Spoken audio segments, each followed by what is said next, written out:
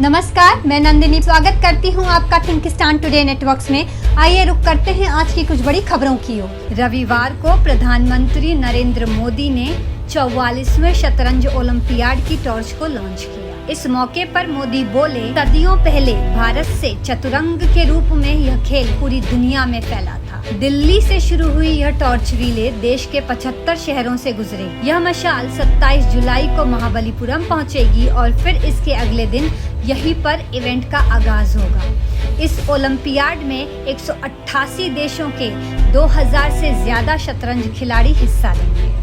केंद्र सरकार की अग्निपथ योजना के खिलाफ पूरे देश में हो रहे हिंसक विरोध प्रदर्शनों के बीच कांग्रेस पार्टी की महासचिव प्रियंका गांधी ने छात्रों से प्रदर्शन जारी रखने को कहा। उन्होंने इसे भारत की सेना और युवाओं को खत्म कर देने वाली स्कीम बताया है। प्रियंका ने यह बयान रविवार को नई दिल्ली में दिया।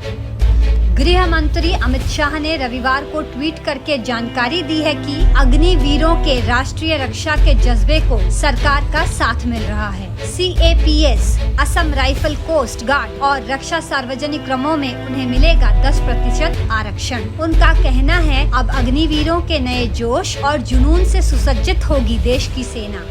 धार्मिक घृणा को लेकर संयुक्त राष्ट्र संघ में भारत ने दुनिया के देशों द्वारा अपनाए जा रहे दोहरे मापदंड पर लताड़ लगाई है। भारत ने कहा कि रिलीजियोफोबिया सिर्फ अब्राहमिक मजहबों यानी यहूदी, ईसाई और मुस्लिम के लिए नहीं बल्कि सभी धर्मों पर लागू होना चाहिए। संयुक्त राष्ट्र में भारत के स्थायी प्रतिनिधि TS तिरुमूर्ति ने कहा, रिलीजियोफोबिया केवल एक या दो धर्मों को शामिल करने वाला एक चयनात्मक अभ्यास नहीं होना चाहिए बल्कि गैर अब्राहम धर्मों के खिलाफ भी यह समान रूप से लागू होना चाहिए। धार्मिक भय पर दोहरे मापदंड नहीं हो सकते।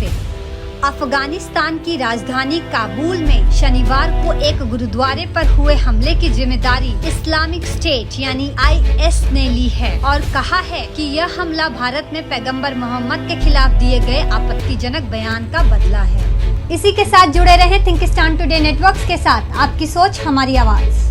देश और विदेश से जुड़ी सभी ताज़ा खबरों के लिए अभी सब्सक्राइब करें थिंकिस्तान टुडे नेटवर्क्स को। बेल आइकन दबाना ना भूलें।